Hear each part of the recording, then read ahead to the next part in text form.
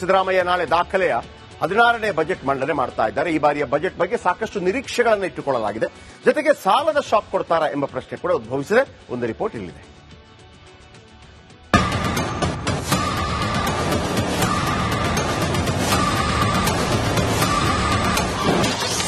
ನಾಳೆ ಬಹುನಿರೀಕ್ಷಿತ ಕರ್ನಾಟಕ ಬಜೆಟ್ ಮಂಡನೆ. 16ನೇ ಆಯವ್ಯಯ ಮಂಡಿಸಲಿದ್ದಾರೆ ಸಿದ್ದರಾಮಯ್ಯ. ಇಡೀ ಕರ್ನಾಟಕ ಎದುರು ನೋಡುತ್ತಿರೋ ಬಹುನಿರೀಕ್ಷಿತ ಕರ್ನಾಟಕ ಬಜೆಟ್ ನಾಳೆ ಮಂಡನೆಯಾಗಲಿದೆ.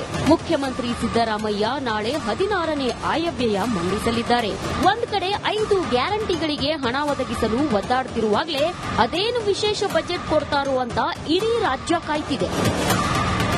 ಜುಲೈ 2023ರಲ್ಲಿ 14ನೇ ಬಜೆಟ್ ಮಂಡಿಸಿದಾಗಲೇ ಅತಿ ಹೆಚ್ಚು ಬಜೆಟ್ ಮಂಡಿಸಿದ ದಾಖಲೆ ಸಿದ್ದರಾಮಯ್ಯ ಪಾಲಾಗಿತ್ತು. 2024-25ನೇ ಸಾಲಿನ ಬಜೆಟ್ ಅನ್ನ ಫೆಬ್ರವರಿಯಲ್ಲಿ ಮಂಡಿಸಿದ್ರು.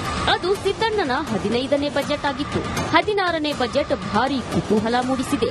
ರಾಜ್ಯದ ಇತಿಹಾಸದಲ್ಲಿ ಇದೇ ಮೊದಲ ಬಾರಿಗೆ ಬಜೆಟ್ ಗಾತ್ರ 4 ಲಕ್ಷ ಕೋಟಿ ದಾಟಲಿದೆ ಎನ್ನಲಾಗುತ್ತಿದೆ. ಜಿಲ್ಲೆ ರಚನೆ ಕೂಗು. ಬೆಳಗಾವಿಯನ್ನ ವಿಭಜಿಸಿ ಗೋಕಾಕ್, ಬೈಲಹೊಂಗಲ, ಚಿಕ್ಕೋಡಿ ಜಿಲ್ಲೆ ಮಾಡಬೇಕೆಂಬ ಕೂಗಿದೆ. ತುಮಕೂರಿನ ತಿಪಟೂರು, ಮಧುಗಿರಿ, ಉತ್ತರ ಕನ್ನಡದ ಶಿರಸಿ, ಮೈಸೂರಿನ ಹುಣಸೂರು, ಶಿವಮೊಗ್ಗದ ಶಿಕಾರಿಪುರ, ಸಾಗರ, ದಕ್ಷಿಣ ಕನ್ನಡದ ಪುತ್ತೂರು, ಬಾಗಲಕೋಟೆಯ ಜಮಖಂಡಿ, ವಿಜಯಪುರದ ಇಂಡಿ, ರಾಯಚೂರಿನ ಸಿಂಧನೂರು, ಕೊಪ್ಪಳದ ಗಂಗಾವತಿಗಳು ಜಿಲ್ಲೆಯಾಗಬೇಕು ಎಂಬ ಕೂಗಿದೆ. ನಮಗೆ ಬಜೆಟ್ ಅಂದ್ರ ವಾಕರಿಕೆ ಆಗೈತಿ. ಸುಮ್ಮನೆ ಹೇಳ್ತಾರ, ಯಾವ ಜಾರಿ ಆಗಲ್ಲ. ಅದು ಯಾವ ಸಿಸ್ಟಮ್ನಾಗ ಹೇಳ್ತಾರ ಗೊತ್ತಾ? ಅಯ್ಯೋ ಅಂತ ಕೇಳಕ ಮಜಾ ಅನಿಸ್ತೈತಿ. ವಿಚಾರಿಸುತ್ತೇವೆ, ಅದಕ್ಕೆ ದುಡ್ಡು ತೆಗೆದಿಡುತ್ತೇವೆ, ನೋಡುತ್ತೇವೆ, ಒಂದಕ್ಕೊಂದು ಸಂಬಂಧ ಇಲ್ಲ. ನಾ ಕೇಳಕತ್ತೆ ಬಹಳ ದಿವಸ ಆತ್. ಈಗ ಅವನ್ನೆಲ್ಲ ಬಿಟ್ಬಿಡ್ತವಿ. ನಮಗೆ ಜುನೂನ್ ಸಮಸ್ಯೆ. ಇವತ್ತೆಲ್ಲ ಶಾಸಕರ ಮನೆ ಮುಂದನು ಒತ್ತಾಯ ಮಾಡಕ ಬಂದವಿ, ನಾಳೆ ಬಜೆಟ್ನಾಗ ಅದನ್ನ ಮಾಡ್ರಿ ಅಂತ. ಏನು ಬೇಡ್ತಿ ವರದಾನದಿಂದ ಜೋಡಣೆ ಮಾಡ್ರಿಪ್ಪ ಅಂತ ಕೇಳಕತ್ತೀವಿ. ಈಗ ಆಟೋ ಫ್ರೀ, ಬಸ್ ಫ್ರೀ ಬಿಟ್ಟವ್ರೆ. ಈಗೇನು ಬಸ್ ಫ್ರೀ ಬಿಟ್ಬಿಟ್ರೆ ನಮಗ್ ನಡಿಬೇಕಲ್ಲ ಸರ್. ಮೊದಲು ತಡಿಬೇಕು ಇದನ್ನ. ಇದು ತಡಿದ್ರೆ ನಾವು ಉಳಿತೀವಿ, ನಾವು ಸರ್ಕಾರದ ಕಡೆ ಬೇಕಾದ್ರೆ ಗಮನ ಹರಿಸ್ತೀವಿ. ಈ ತರ ಆದ್ರೆ ತುಂಬಾ ಬಡವರು ಏನಾಗುತ್ತೆ ಅಂದ್ರೆ, ಈಗ ತುಮಕೂರಲ್ಲಿ ಆಟೋಗಳು ಜಾಸ್ತಿ ಆಗ ಪರ್ಮಿಟ್ಗಳು ನಿಲ್ಲಿಸಬೇಕು. ಡಿಎಲ್ ಪರ್ಮಿಟ್ ಆಗಿಲಿ ಮೊದಲು ನಿಲ್ಲಿಸಬೇಕು ಇದನ್ನ. ನಾವು ರೈತರು ಕೃಷಿ ಸಾಲ ಮನ್ನಾ ಮಾಡಿದ್ರೆ ಒಳ್ಳೇದು. ಈ ಗ್ಯಾರಂಟಿಗಳು ಕರೆಕ್ಟಾಗಿ ಕೊಡ್ತಾ ಇಲ್ಲ, ಗ್ಯಾರಂಟಿ ನಿಲ್ಲಿಸಿದ್ರೆ ಒಳ್ಳೇದು. ಜನಗಳಿಗೆ ಕೃಷಿ ಆಫೀಸಲ್ಲಿ ಪಂಪ್ ಸೆಟ್ಗಳು ತಗೋತೀವಲ್ಲ, ಆ ಸವಲತ್ತು ನೇರ ಅಕೌಂಟ್ ಖಾತೆಗೆ ಜಮಾ ಮಾಡಿದ್ರೆ ಅಮೌಂಟ್ ಸಿಗುತ್ತೆ. ಕಳಪೆಲ್ಲ ಕೊಡ್ತಾರೆ, ಕೊಡ್ತಾವ್ರೆ, ಕಳಪೆ ದುಡ್ಡು ತಿಂತಾವ್ರೆ. ಅದ್ರ ಕೆಲವು ರೈತರುಗಳು ನಷ್ಟ ಆಗ್ತೈತೆ. ದಯಮಾಡಿ ಅದನ್ನು ಪರಿಶೀಲನೆ ಮಾಡಿ ಒಳ್ಳೇದು ಕೊಡಿ. ಸಿದ್ದರಾಮಯ್ಯ ಬಜೆಟ್ ಬಗ್ಗೆ ರಾಜ್ಯ ಸಿಕ್ಕಾಪಟ್ಟೆ ನಿರೀಕ್ಷೆ ಇಟ್ಕೊಂಡಿದೆ. ಆ ನಿರೀಕ್ಷೆ ಈಡೇರುತ್ತಾ ಕಾದು ನೋಡೋಣ. Bureau report, republic Kannada.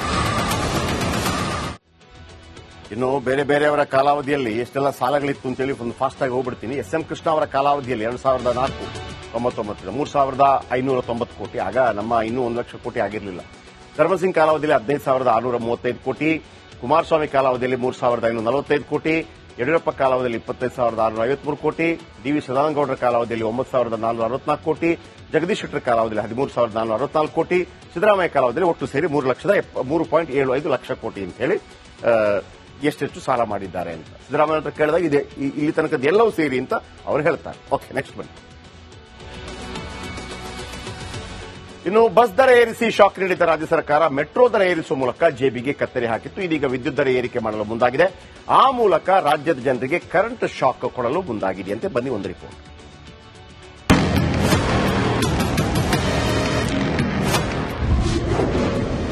ಶೀಘ್ರವೇ ಮತ್ತೊಂದು ಬೆಲೆ ಏರಿಕೆ ಬರೆ. ಕರ್ನಾಟಕದ ಜನತೆಗೆ ಕರೆಂಟ್ ಶಾಕ್.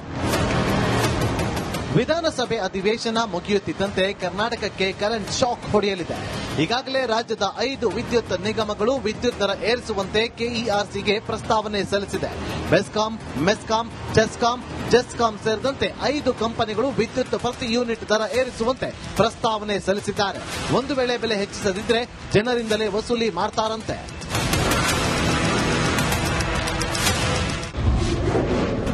ಸಿಎಂ ಸಿದ್ದರಾಮಯ್ಯನವರೇ ಇನ್ನಾದರೂ ಕಣ್ಣು ಬಿಡಿ, ಗೃಹಲಕ್ಷ್ಮಿ ಹಣ ಬರ್ತಿಲ್ಲ, ಅನ್ನ ಭಾಗ್ಯದ ಹಣ ಬಂದಿಲ್ಲ. ಇದೀಗ ಯಶಸ್ವಿ ಯೋಜನೆ ಗೃಹ ಜ್ಯೋತಿ ಹಳ್ಳ ಹಿಡಿತಾ ಇದೆ. 1,65,00,000 ಕುಟುಂಬಕ್ಕೆ ಶೂನ್ಯ ಬಿಲ್ ಬರುತ್ತಿದೆ. ಬೆಸ್ಕಾಂ ವ್ಯಾಪ್ತಿಯಲ್ಲಿ 71 ಲಕ್ಷ ಫಲಾನುಭವಿಗಳಿದ್ದಾರೆ. ಪ್ರತಿ ವರ್ಷ ಸರ್ಕಾರ 1,602 ಕೋಟಿ ಪಾವತಿ ಮಾಡಬೇಕು. ಆದರೆ ಸರ್ಕಾರ ಸಕಾಲಕ್ಕೆ ಹಣ ಪಾವತಿ ಮಾಡುತ್ತಿಲ್ಲ. 3-4 ತಿಂಗಳು ಬಾಕಿ ಉಳಿಸಿಕೊಂಡೇ ಪಾವತಿ ಮಾಡುತ್ತಿದೆ. ಹಿಂಗೆ ಆದ್ರೆ ನಾಳೆ ಜನರಿಂದ ವಸೂಲಿ ಮಾಡ್ತಾರೆ. 1,65,00,000 ಕುಟುಂಬ ಅಂದ್ರೆ ಎಷ್ಟು ಓಟ್ ಗೊತ್ತಾ? ಕಣ್ಣು ಬಿಡಿ ಸಿದ್ದಣ್ಣ, ಇಲ್ಲದಿದ್ರೆ ಜನ ಪಾಠ ಕಲಿಸ್ತಾರೆ. ಆಟೋ ದರ ಏರಿಕೆಗೆ ಚಾಲಕರಲ್ಲೇ ದ್ವಂದ್ವ. ದರ ಒಂದ್ ಸ್ವಲ್ಪ ಜಾಸ್ತಿ ಮಾಡಬೇಕು. ಅಕಸ್ಮಾತ್ ಮಾಡಕ್ಕಾಗಿಲ್ಲ ಅಂದ್ರೆ ಅವ್ರಿಗೊಂದು ESI PF ಯಾವ್ದಾದ್ರು ಒಂದು ಸೌಲಭ್ಯ, ಒಂದು ವಸತಿ, ಏನಾದ್ರೂ ಒಂದು ವ್ಯವಸ್ಥೆ ಮಾಡಬೇಕು. ಯಾವುದೂ ಇಲ್ಲ ಅಂದ್ರೆ ಆಟೋದವ್ರು ಎಷ್ಟು ವರ್ಷದಿಂದ, ನಾನು 22 ವರ್ಷ ಆಯ್ತು ಆಟೋ ಸರ್ವಿಸ್ ಮಾಡಿ, ಏನು ಸೌಲಭ್ಯ ಯಾವುದೂ ಇಲ್ಲ. ದರ ಹೆಚ್ಚಳಕ್ಕೆ ನಮ್ಮ ಸಂಘಟನೆ ವಿರೋಧ ವ್ಯಕ್ತಪಡಿಸ್ತಾ ಇದೆ. ಈಗಿರುವ ಟ್ಯಾಕ್ಸಿ ಚಾಲಕರಿಗೆ ಒಂದ್ ಸಿಟಿ ಒಂದ್ ದರ ಆಗೋವರೆಗೂ ನಮ್ಮ ಆಟೋ ಚಾಲಕರಿಗೆ ಯಾವುದೇ ಕಾರಣಕ್ಕೂ ಈಗ 15 ರೂಪಾಯಿಗೆ ಏನ್ ಕಿಲೋಮೀಟರ್ ಹೋಗ್ತಾ ಇದೆ, ಅದಕ್ಕಿಂತ ಹೆಚ್ಚಿನ ದರ ನಾವು ಬೇಡ ಅಂತೇಳಿ ಆಗ್ರಹಿಸ್ತಾ ಇದೀವಿ ಸರ್. ಎಲ್ಲಾ ಬೆಲೆನೂ ಗಗನ ಮುಟ್ತಾ ಇದೆ. ನಮ್ದು ಅಲ್ಲಿ ನಾವು 8-9 ವರ್ಷದಿಂದ ಗಾಡಿ ಓಡಿಸ್ತಾ ಇದೀವಿ. ಆಗಿನ ಬೆಲೆಗೂ ಈಗಿನ ಬೆಲೆಗೂ ಎಲ್ಲಾ ರೇಟ್ಗಳು ಜಾಸ್ತಿ ಆಗಿದೆ.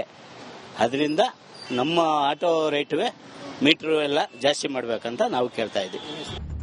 ರಾಜ್ಯದಲ್ಲಿ ಬೆಲೆ ಏರಿಕೆ ಪರ್ವ ಶುರುವಾಗಿದೆ. ಇದು ಯಾವತ್ತು ನಿಲ್ಲುತ್ತೋ ಕಾದು ನೋಡೋಣ. Bureau report, republic Kannada. Siddaramaiah ನಾಳೆ ದಾಖಲೆಯ 16ನೇ ಬಜೆಟ್ ಮಂಡನೆ ಮಾಡ್ತಾ ಇದ್ದಾರೆ. ಈ ಬಾರಿಯ ಬಜೆಟ್ ಬಗ್ಗೆ ಸಾಕಷ್ಟು ನಿರೀಕ್ಷೆಗಳನ್ನು ಇಟ್ಟುಕೊಳ್ಳಲಾಗಿದೆ. ಜೊತೆಗೆ ಸಾಲದ ಶಾಕ್ ಕೊಡ್ತಾರಾ ಎಂಬ ಪ್ರಶ್ನೆ ಕೂಡ ಉದ್ಭವಿಸಿದೆ. ಒಂದು ರಿಪೋರ್ಟ್ ಇಲ್ಲಿದೆ.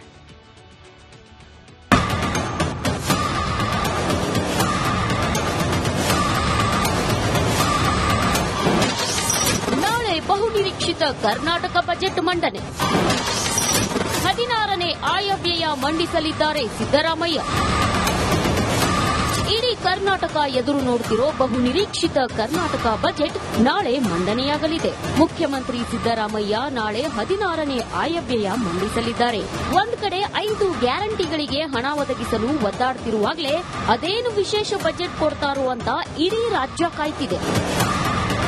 ಜುಲೈ 2023ರಲ್ಲಿ 14ನೇ ಬಜೆಟ್ ಮಂಡಿಸಿದಾಗಲೇ ಅತಿ ಹೆಚ್ಚು ಬಜೆಟ್ ಮಂಡಿಸಿದ ದಾಖಲೆ ಸಿದ್ದರಾಮಯ್ಯ ಪಾಲಾಗಿತ್ತು. 2024-25ನೇ ಸಾಲಿನ ಬಜೆಟ್ ಅನ್ನ ಫೆಬ್ರವರಿಯಲ್ಲಿ ಮಂಡಿಸಿದ್ರು.